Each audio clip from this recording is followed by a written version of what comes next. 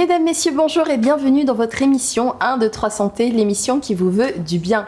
Connaissez-vous les maisons sport santé? Ces établissements sont destinés à accompagner les personnes souhaitant débuter ou reprendre une activité physique et sportive pour leur santé et leur bien-être. Leur originalité réside dans la collaboration étroite entre professionnels du sport et de la santé pour offrir un suivi personnalisé en fonction de l'âge, du niveau et des pathologies éventuelles. Pour vous, 1, 2, 3 Santé fait le point et on démarre avec notre question du jour.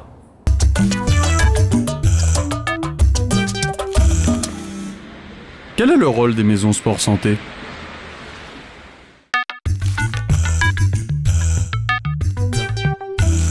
Et pour traiter ce sujet, toujours à mes côtés, le docteur José Perianin. Bonjour docteur. Bonjour Jennifer. Nous sommes accompagnés aujourd'hui de Madame Tournebis. Vous êtes responsable du centre de santé du CREPS et également en charge du projet Maison Sport Santé. Bienvenue. Bonjour Jennifer.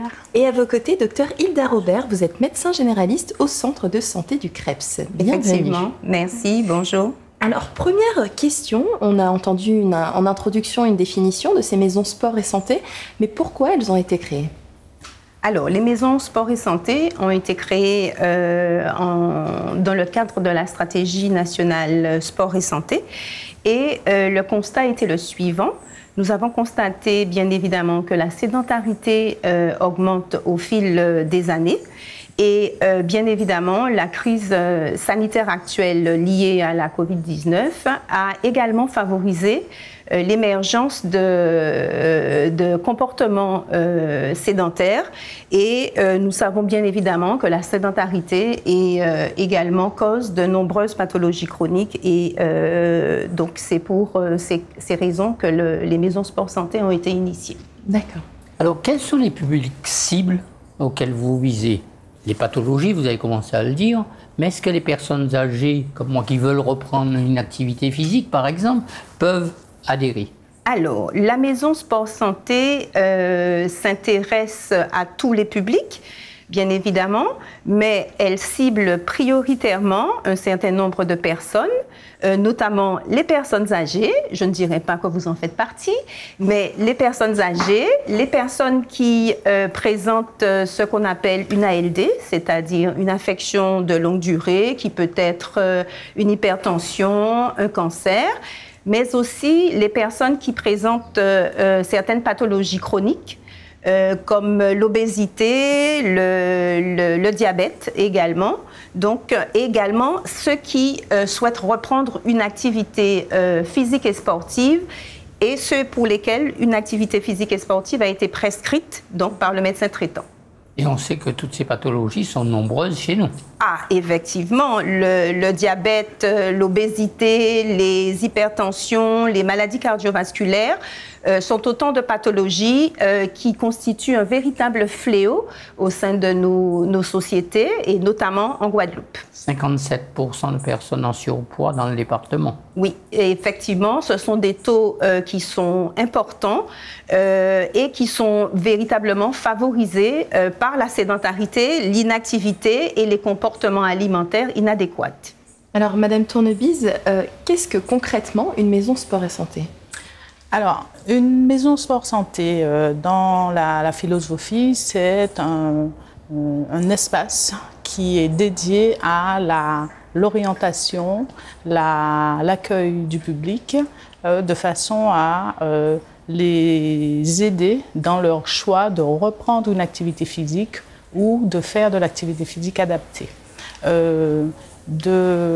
La maison sport santé existe en particulier pour les personnes qui sont éloignées de l'activité physique. L'idée étant que ces personnes-là reviennent à l'activité physique par le biais de leur médecin traitant dans le cadre d'une prescription, mais aussi de leur bon vouloir et puis par le biais de ces émissions que nous présentons pour les appeler à venir nous rejoindre ou aller rejoindre des espaces qui leur sont dédiés, notamment les P3S dont on parlera tout à l'heure. Alors, c'est un projet, on l'a entendu, qui est assez récent. Quels sont les objectifs qui sont fixés, notamment par l'ARS, pour réduire cette sédentarité par le biais de ces maisons sport santé? Alors, dans le cadre des maisons sport santé, notre rôle sera d'accueillir les personnes qui souhaitent reprendre l'activité, on l'a dit tout à l'heure, mais surtout les orienter favorablement vers ces activités notamment dans le cadre des dans le cadre de leur pathologie, dans le cadre aussi de leurs besoins initiaux, parce que les personnes qui souhaitent revenir à l'activité ne reviennent pas forcément par rapport à une pathologie, mais bien par rapport à un sentiment de bien-être que peut leur procurer cette activité physique. Alors, est-ce qu'il y a des objectifs chiffrés ? L'objectif chiffré n'est pas le premier objectif, on va le dire. L'idée, c'est vraiment de faire revenir à l'activité physique, adapter les personnes qui sont éloignées de l'activité physique et faire baisser au maximum toutes ces maladies qui sont en adéquation avec cette sédentarité. Alors, on l'a dit, ça a été initié par le ministère de la Santé. D'ailleurs, il y a eu une petite publicité pour faire la promotion de ces maisons sport santé. On va la regarder ensemble et on continuera d'échanger juste après.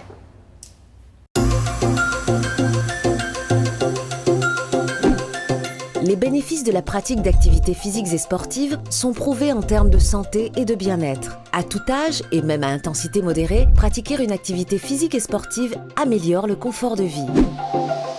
Docteur a dit moi fais sport, mais au l'empire. Entendre parler d'un côté, il y a fait e-sport adapté. On voit ça. Depuis janvier 2020, le centre de santé du Krebs a été labellisé Maison Sport Santé. Qu'est-ce que cela implique? Cette structure est la porte d'entrée du sport santé en Guadeloupe et en partenariat avec les collectivités locales, les instances administratives compétentes, elle promeut l'activité physique sur le territoire guadeloupéen et au plus près des usagers à travers les parcours sportifs de santé sécurisés installés dans chaque commune.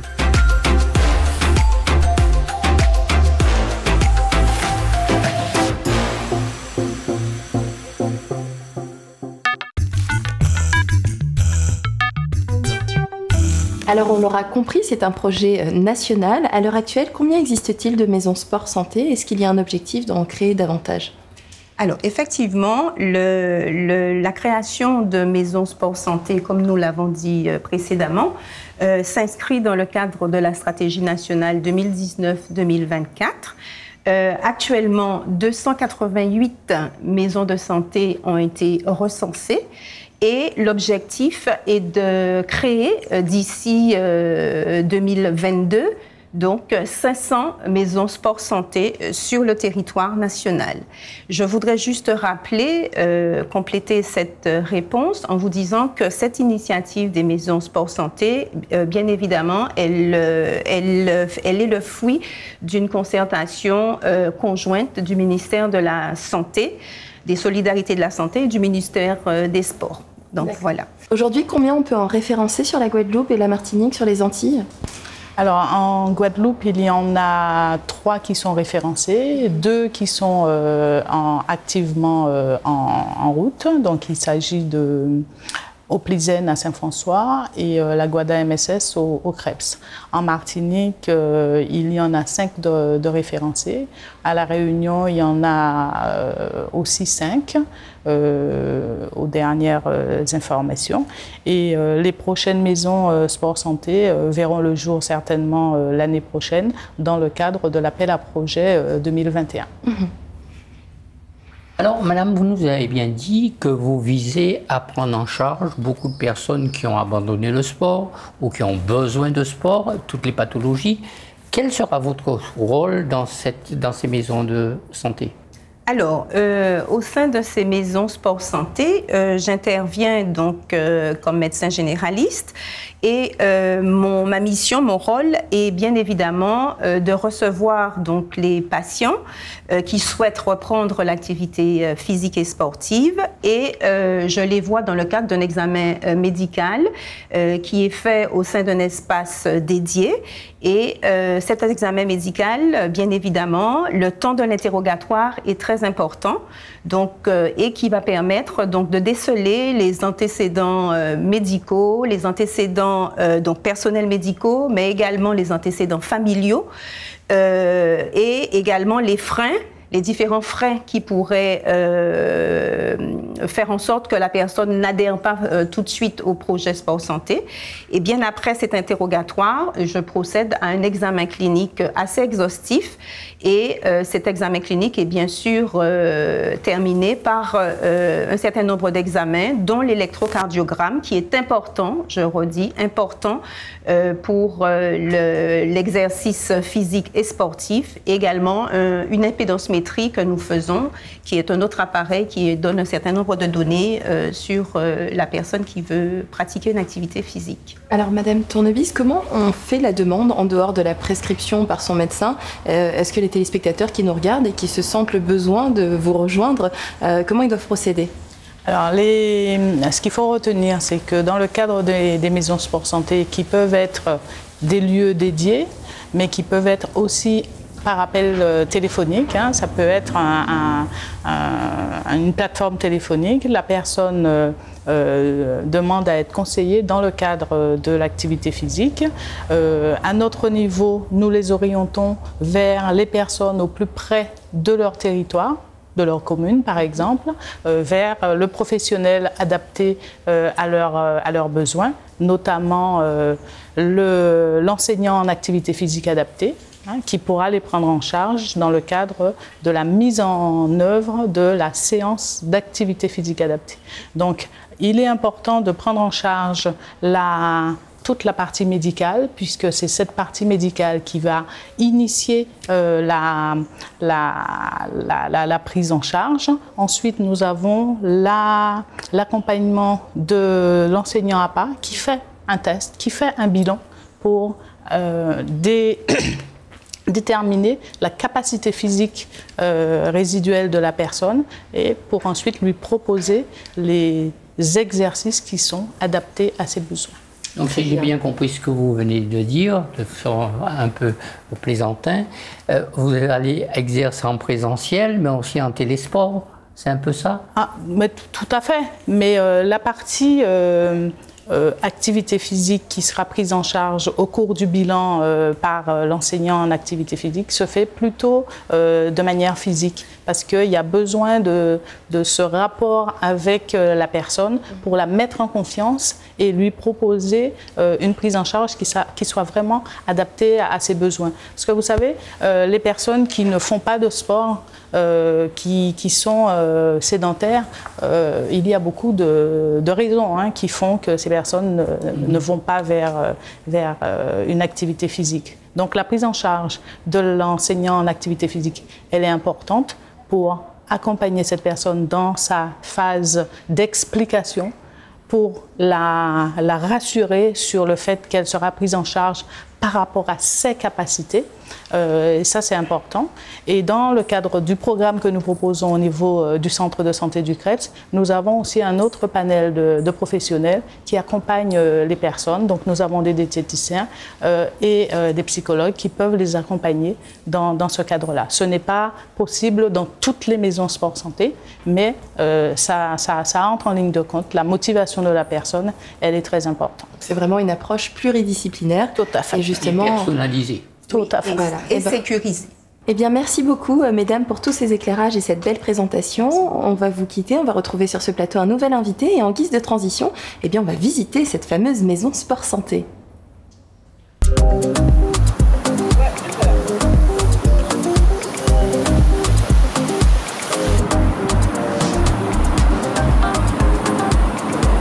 Au sein du centre de santé, donc, vous avez un programme qu'on appelle APSBE, Activité Physique Santé Bien-être. Ce programme, j'interviens dans ce programme en tant qu'enseignante en activité physique adaptée, donc APA. Ce sont des personnes qui peuvent être juste sédentaires, des personnes qui peuvent être malades et sédentaires. On a une tranche d'âge qui passe des enfants aux personnes âgées. C'est vrai que nous n'avons pas trop de limites par rapport à ce niveau-là. La personne voit juste le médecin lors d'une consultation médicale et est déclarée apte à rentrer dans le programme. Donc ce programme se compose sur différentes parties, mais la première est d'une durée de 3 mois sur 2 séances par semaine. Généralement, lors d'un bilan en APA qu'on fait en amont, la personne va nous définir ses objectifs, ce qu'elle souhaite faire, ce qu'elle a du mal à faire, ce qui serait intéressant qu'elle arrive à faire dans sa vie de tous les jours. Et c'est vrai qu'en fonction, on met en place des séances et des objectifs par séance. Aujourd'hui, on a fait un échauffement très basique, où on va faire un réveil musculaire, on va préparer le corps à faire des efforts. On a fait quelques activités sur le P3S. C'est toujours intéressant d'apprendre aux patients qui sont dans le programme comment utiliser ces instruments, ces P3S qui sont sur le territoire guadeloupéen et qui sont en libre utilisation. Donc comme ça, comme on a 2 séances semaine, s'ils veulent se rajouter une séance dans la semaine, ils le peuvent. Donc l'avantage de nos séances, c'est aussi ça, le fait qu'on peut réaliser des exercices en grande terre. Les P3S sont là pour être utilisés, donc pourquoi pas habituer les gens à les utiliser et lorsqu'on a du travail un petit peu plus spécifique, aller en salle. Donc on a cette liberté-là de travailler au soleil avec une petite brise de vent et c'est vrai qu'il n'est pas négligeable. Par la suite, on a fait un petit peu de renforcement, donc on a fait des escaliers, donc ça c'est toujours pour de la motricité, donc travailler dans une motricité, être plus à l'aise à faire des choses. On a été en salle après pour réaliser quelques renforcements.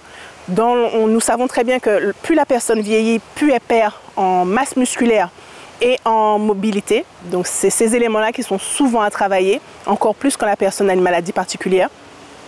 Donc en salle, on va faire des travaux bien plus spécifiques. Comment se mettre au sol, comment se lever si on chute, comment chuter, travail d'équilibre, travail de renforcement, travailler les lombaires, travailler les abdos, les étirer.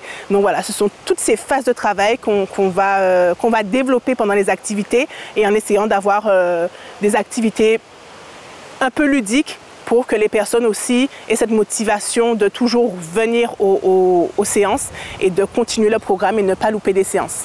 Parce que c'est une personne qui est sédentaire a toujours une difficulté particulière à se motiver et c'est vrai que à leur fixer des rendez-vous, à vous dire vous avez tel jour, le lundi, le mardi vous avez votre sport ou le mardi et le jeudi vous avez vos séances et on vous attend.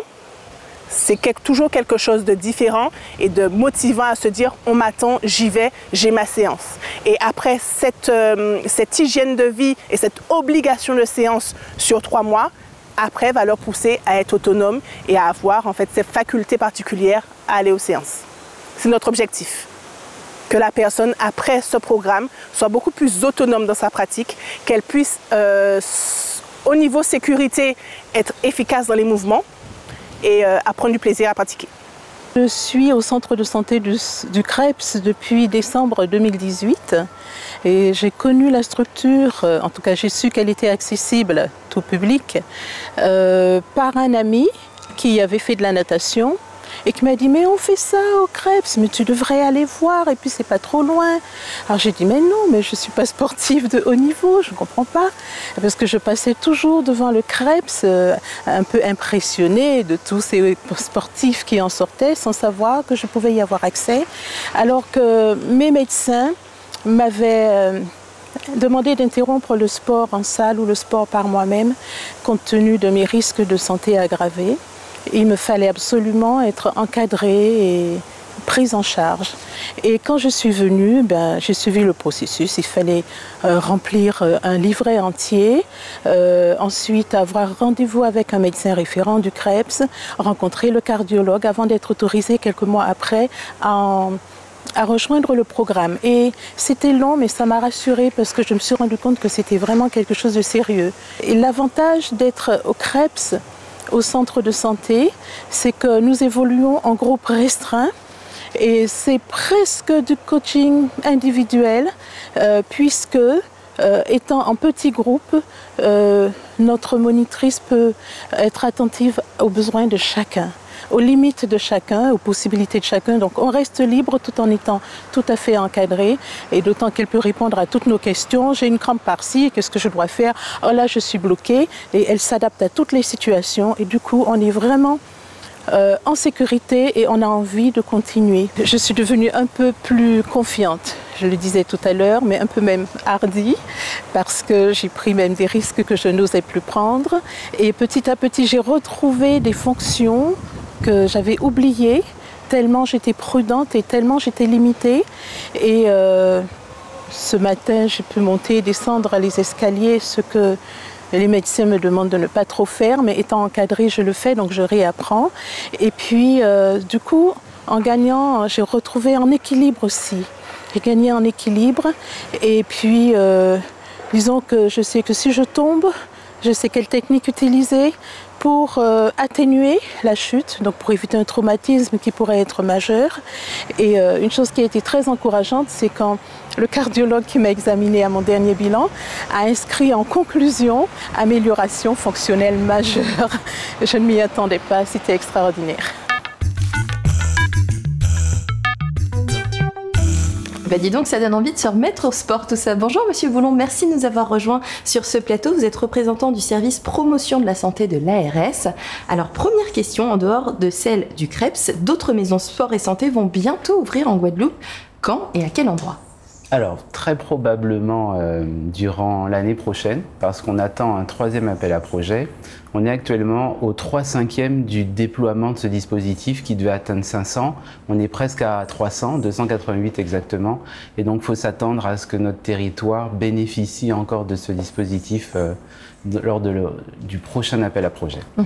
Alors, c'est un dispositif national, mais l'ARS Guadeloupe s'est beaucoup impliquée dans le déploiement de ce dispositif à cause du fort taux d'obésité, on l'a déjà dit, et de toutes les maladies qui sévissent chez nous.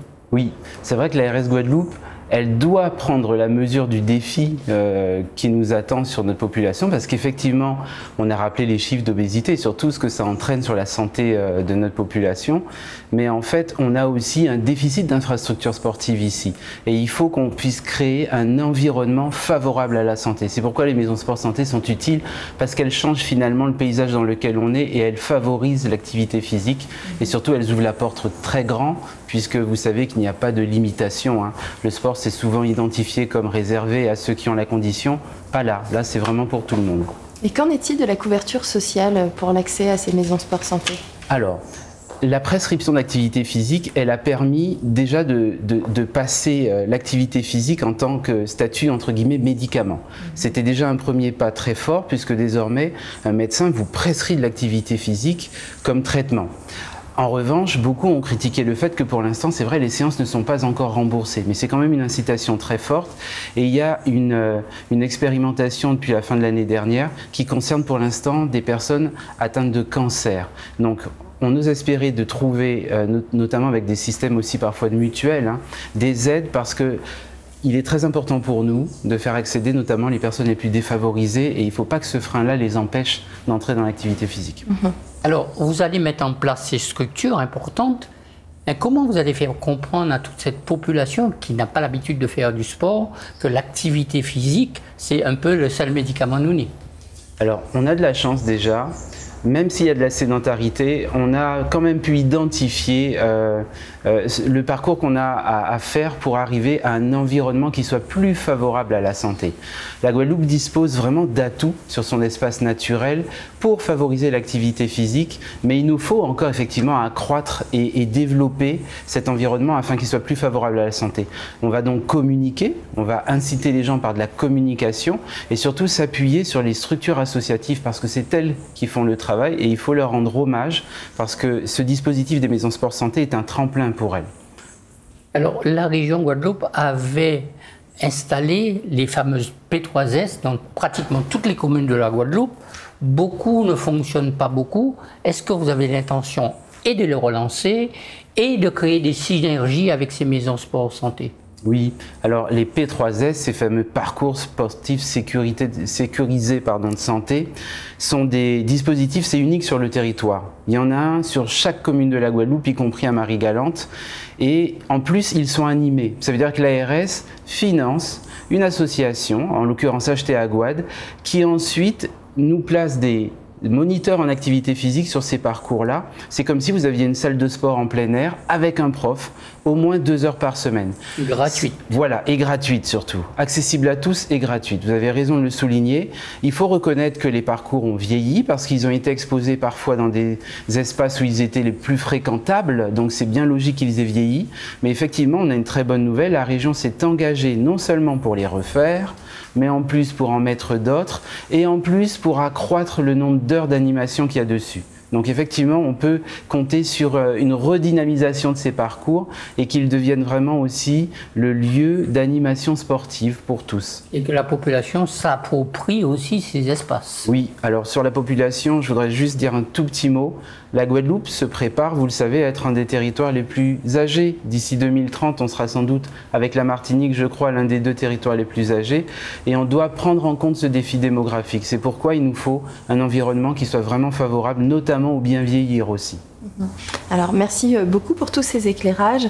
Une dernière petite question rapide sur la Martinique. Quel est l'état des lieux en Martinique ? Alors l'état des lieux en Martinique, c'est vrai que je ne le connais pas en détail, mais je sais que la Martinique dispose actuellement de 5 maisons sport santé. Bon, ils ont pris effectivement une petite avance sur la Guadeloupe, mais heureusement on n'est pas dans une concurrence, on est plutôt dans une coordination. Et d'ailleurs, vous parliez d'incitation, sur la diffusion des recommandations nutritionnelles, on se prépare à faire une communication commune. En tout cas, sachez que vous pouvez compter sur 1, 2, 3 Santé pour continuer à communiquer, puisque depuis l'existence de l'émission, on communique très régulièrement sur le fait de pratiquer régulièrement une activité physique et sportive auprès de nos téléspectateurs. Merci beaucoup d'avoir été avec nous aujourd'hui, Monsieur Boulon. Et nous ne saurons terminer cette émission sans tirer notre chapeau à Madame Laura Flessel, qui, pendant son ministère, a initié ces maisons sport et santé. Eh bien, merci beaucoup. Merci à vous, chers téléspectateurs, de nous avoir suivis. On se retrouve très bientôt pour une nouvelle émission. D'ici là, prenez soin de vous et on se quitte avec la synthèse en créole.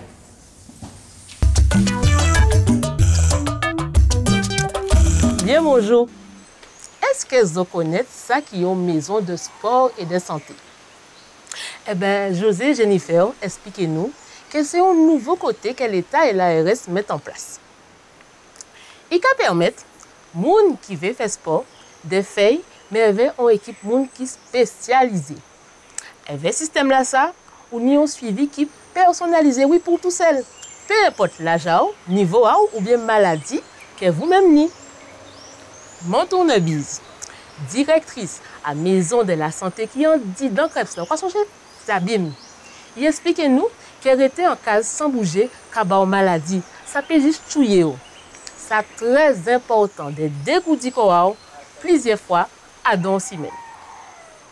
Il insistait pour dire tout le monde, oui, tout le monde peut venir en disant Casa Sport et Santé. Avorter qu'on m'a traité. Moun qui ni cancer, moun qui a fait sick ou même moun qui a fait tension, tout le monde peut venir. Casa là ça, qui permet de faire du sport sans pour moun garder. Ou peut juste joindre des gens qui ont le même problème qui vivent. Ou à l'aise, on blesse si on falaise. D'ailleurs, monsieur Boulon de l'ARS dit-nous qu'il a porté mon œuvre tout bonnement pour ces 3 cases-là savoir jouer. Dans tout ça, pas oublier, ni matériel tout partout dans ces communes-là pour faire du sport tranquillement. Et surtout, vous pouvez faire la cocaïne, c'est gratuit. Ça a fait d'ailleurs 5 années que 1, 2, 3 Santé qui a répété ça. Pas arrêter végéter à Casao. Toujours faire un petit dégoût de jambes au moins 3 fois à dans en semaine. Bon, en cas de ces autres, en cas de un petit marché.